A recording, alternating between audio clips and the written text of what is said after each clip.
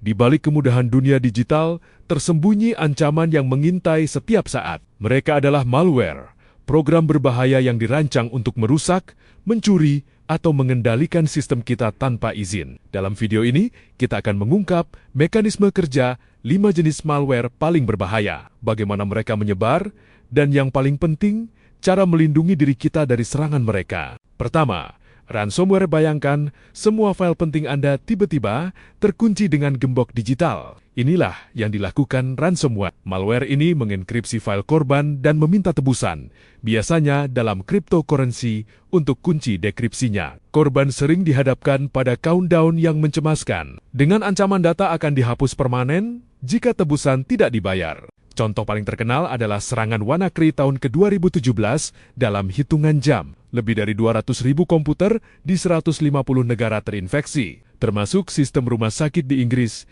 yang memaksa pembatalan operasi darurat. Serangan ini memanfaatkan celah keamanan Windows yang sebenarnya sudah ada patch-nya, tapi banyak sistem belum memperbaruinya. Ransomware biasanya menyebar melalui email phishing dengan lampiran berbahaya atau eksploitasi kerentanan sistem. Untuk melindungi diri, pertama, lakukan backup data rutin dengan metode 3-2-1.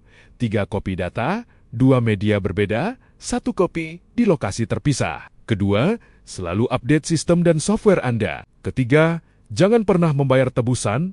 Ini tidak menjamin file Anda dikembalikan dan hanya mendanai kejahatan lebih lanjut. Dan terakhir, gunakan antivirus dengan fitur ransomware protection. Kedua, spyware.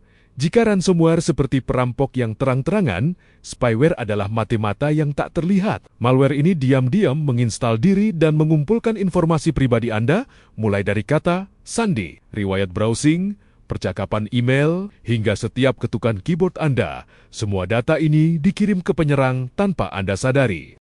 Pada 2021, dunia dikejutkan oleh paparan Pegasus spyware yang dibuat perusahaan Israel NSO Group Spyware. Canggih ini bisa menginfeksi ponsel hanya dengan panggilan WhatsApp yang tak terjawab. Targetnya termasuk jurnalis, aktivis HAM, dan bahkan kepala negara. Setelah terinfeksi, penyerang bisa mengakses semua data ponsel, lokasi, bahkan mengaktifkan mikrofon dan kamera secara diam-diam. Spyware sering menyamar sebagai aplikasi berguna atau menyusup melalui download dari situs tidak resmi untuk pencegahan. Selalu periksa permission aplikasi sebelum menginstal, apakah game sederhana perlu akses ke kontak dan pesan Anda. Gunakan anti-spyware tool secara rutin. Hindari jaringan Wi-Fi publik tanpa proteksi atau gunakan VPN. Dan selalu download aplikasi hanya dari store resmi. Ketiga, Trojan Horse. Sesuai namanya dari legenda Yunani kuno, Trojan menyamar sebagai sesuatu yang berguna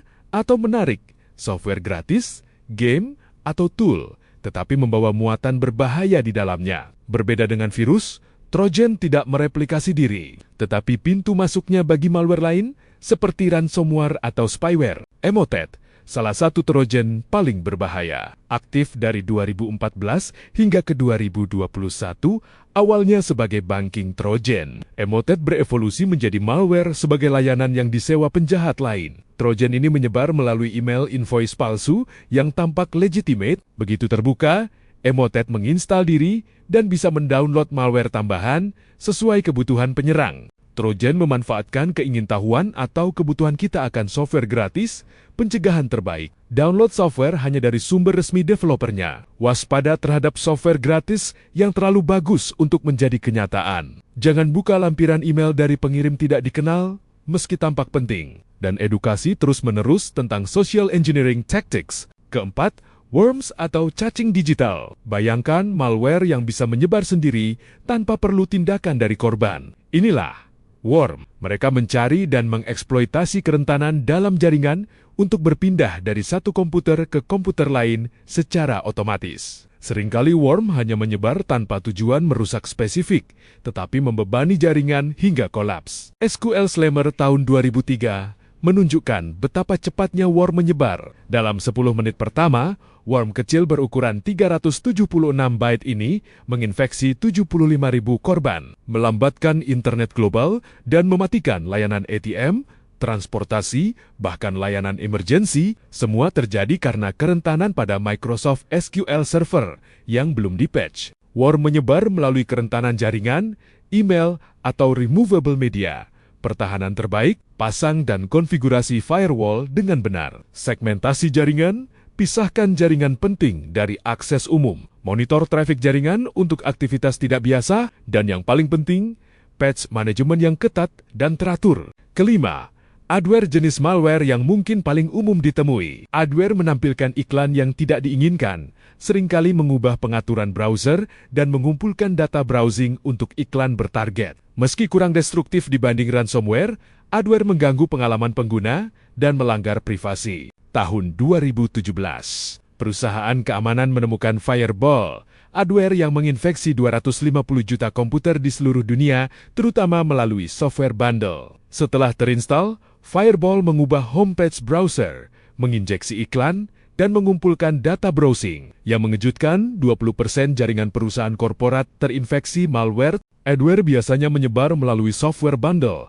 Saat kita install software gratis, adware ikut terinstall jika kita tidak hati-hati. Tips pencegahan, selalu pilih custom installation dan baca setiap langkah. Hapus ekstensi browser yang tidak perlu atau tidak dikenal. Gunakan ad blocker yang reputable. Uninstall program yang tidak Anda inginkan melalui kontrol panel.